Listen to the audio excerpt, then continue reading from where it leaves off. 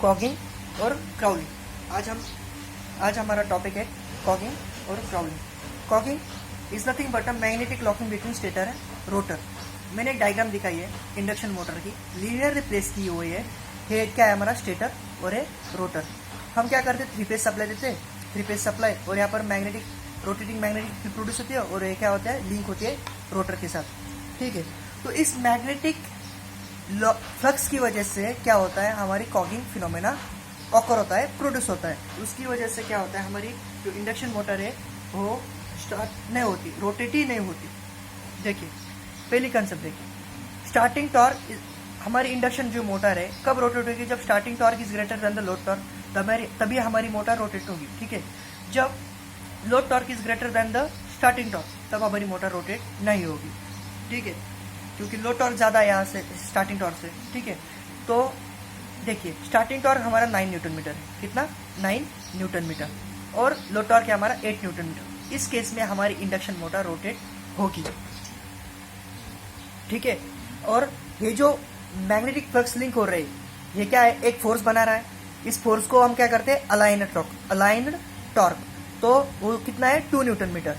और मैंने यहाँ पर आपको दिखाया कि aligned torque is equal to load torque, ये इक्वल होते हैं। ठीक है, मतलब अलाइन टॉर्क को ही हम क्या बोलते हैं, लोड टॉर्क। तो लोड टॉर्क कितना होगा, पहले कितना था, 8 न्यूटन मीटर। और ये मैग्नेटिक फ्लक्स और मैग्नेटिक फ्लक्स की वजह से क्या हुआ, 2 अलाइन टॉर्क क्या होगा, ऐड हो गया। मतलब कितना होगा, total load torque 10 newton metre. अब क्या इस केस में क्या हो गया कि लोड टॉर्क बढ़ गया स्टार्टिंग टॉर्क से। लोड टॉर्क हमारा कितना था, 10 न्यूटन मीटर, और स्टार्टिंग टॉर्क कितना है, 9 न्यूटन मीटर। उसकी वजह से क्या हो गया, इस मैग्नेटिक लॉकिंग की वजह से क्या हो गया कि हमारा लोड टॉर्क बढ़ गया। उसकी वजह से हमारा रोटर स्टार्ट टू फेल, मतलब रोटेट ही नहीं हो रहा। ये है कॉगिंग फिनोमिना। अब बात करते हैं क्राउलिंग की तरफ। क्राउलिंग डिपेंडेंट है हार्मोनिक पर। क्राउलिंग फिनोमेना प्रोड्यूस होता है हार्मोनिक की वजह से। अब मैंने आपको ये फंडामेंटल फ्रीक्वेंसी दिखाई है। ये क्या है, फंडामेंटल फ्रीक्वेंसी, मतलब n इज इक्वल टू 1। यह हार्मोनिक नंबर पहला 1। ठीक है, तो यहाँ पर क्या होता है, अगर मैंने हार्मोनिक बढ़ा दिया, 2 टाइप के हार्मोनिक होते हैं, ऑड और इवन। तो इसमें आपका एक कंसेप्ट और भी क्लियर हो जाएगा, कौन से हार्मोनिक सिस्टम के लिए खतरनाक होते हैं, डेंजरस होते हैं। तो देखिए ऑड और इवन, n1 देन n2, मतलब फंडामेंटल में दूसरा हार्मोनिक्स आ गया।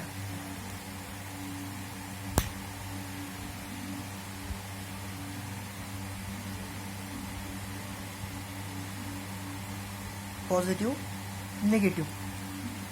तो हम देखेंगे इस पूरे एक साइन, एक कर्व में positive negative due to this second harmonic, positive negative. Average value क्या होगी इसकी, 0। एवरेज वैल्यू क्या है इसकी, 0। तो एवरेज वैल्यू 0 होने के कारण सिस्टम पर सेकेंड हार्मोनिक, इवन हार्मोनिक कोई इम्पैक्ट नहीं करता। ठीक है, अब हम बात करेंगे third harmonic, n is equal to 3। तो थर्ड हार्मोनिक हमारे सिस्टम पर क्या इम्पैक्ट करता है देखेंगे, पॉजिटिव नेगेटिव पॉजिटिव। तो थर्ड हार्मोनिक यानी पॉजिटिव नेगेटिव, 1 2 3। ठीक है, तो पॉजिटिव नेगेटिव एवरेज वैल्यू इसकी यहाँ तक क्या हो गई, 0 हो गई।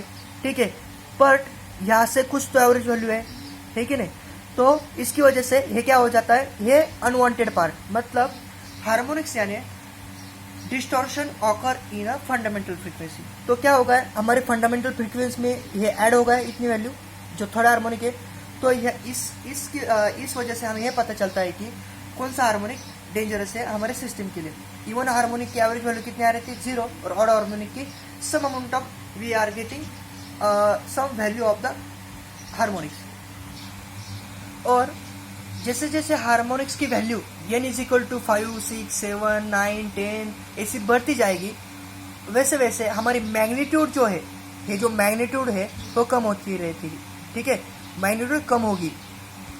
ये क्यों बता रहा हूँ, क्योंकि क्राउलिंग के लिए यही इम्पोर्टेंट नोट है। देखिए, अगर मैग्नीट्यूड पहले कितनी थी, इतनी थी, तो हार्मोनिक्स अगर बढ़ गए तो मैग्नीट्यूड कम होगी। ये आपको क्राउलिंग फिनोमेना में खूब इंपॉर्टेंट है। देखिए आप, ये torque slip characteristics of the induction motor की ये कैरेक्टरिस्टिक्स है। अब क्या है, यहाँ पर एक लोड टॉर्क दिखा है मैंने डॉटेड लाइन से, ये क्या है, एक लोड टॉर्क है, और एक स्टार्टिंग टॉर्क, ये क्या है, स्टार्टिंग टॉर्क। तो मैंने बताया था अगर starting torque is greater than the load torque तभी हमारी मोटर रोटेट होगी, ठीक है। तो यहाँ पर स्टार्टिंग टॉर्क क्या है, ग्रेटर है, यह भी नॉर्मल कंडीशन है, यहाँ पर कोई हार्मोनिक्स प्रोड्यूस नहीं हुई है। अगर मैं बात करता हूँ, अगर हमारी थर्ड हार्मोनिक अगर आ गई, तो थर्ड हार्मोनिक आ गई तो उसका कोई शेप होगा, ठीक है। अगर थर्ड हार्मोनिक आ गया मतलब मैग्नीट्यूड कम होगी, मैंने आपको बताया था, ये क्या स्टैंडर्ड है, फंडामेंटल है, ठीक है। तो इस फंडामेंटल में अगर थर्ड हार्मोनिक आ गया तो उसकी मैग्नीट्यूड चेंज होगी, तो मैग्नीट्यूड थोड़ी चेंज, तो देखिए अभी क्या हो रहा है, हार्मोनिक की वजह से उसकी एवरेज वैल्यू है वो कम हो गई, और एवरेज वैल्यू कम होने की वजह से ये क्या हो गया, load torque is greater than the starting torque. पहले फंडामेंटल में स्टार्टिंग टॉर्क ग्रेटर था, अब क्या हो गया, जो स्टार्टिंग टॉर्क है वो कम हो गया, मतलब T is less than the load torque, कम हो गया। तो यहाँ पर मोटर क्या है, स्टॉप है, stop then again greater than the starting torque, यहाँ पर मोटर ऑन हो गई, फिर ऑफ हो गई। तो इसकी वजह से क्या होता है, मोटर ऑन ऑफ किसकी वजह से, हार्मोनिक्स की वजह से। तो आपने देखा है कि छोटा बच्चा इनिशियल पोजीशन में वो चल नहीं सकता, वो कैसे क्राउल करता है अपने पैरों के ऊपर, वो क्राउल करता है, मतलब हमारी मोटर रोटेट होती है कब, क्राउलिंग फिनोमेना में, लेकिन वो मतलब उसका स्टैंडर्ड स्पीड नहीं होता, कुछ स्पीड कम होने की वजह से हमारी मोटर मतलब क्राउल करती है। इस केस में मोटर चलती तो है लेकिन पहले ऑन होती है, ऑफ होती है, ऑन होती है, ऑफ होती है, क्योंकि कभी कभी स्टार्टिंग टॉर्क ग्रेटर हो जाता है, कभी कभी लोड टॉर्क ग्रेटर हो जाता है, क्योंकि ड्यू टू दी हार्मोनिक्स।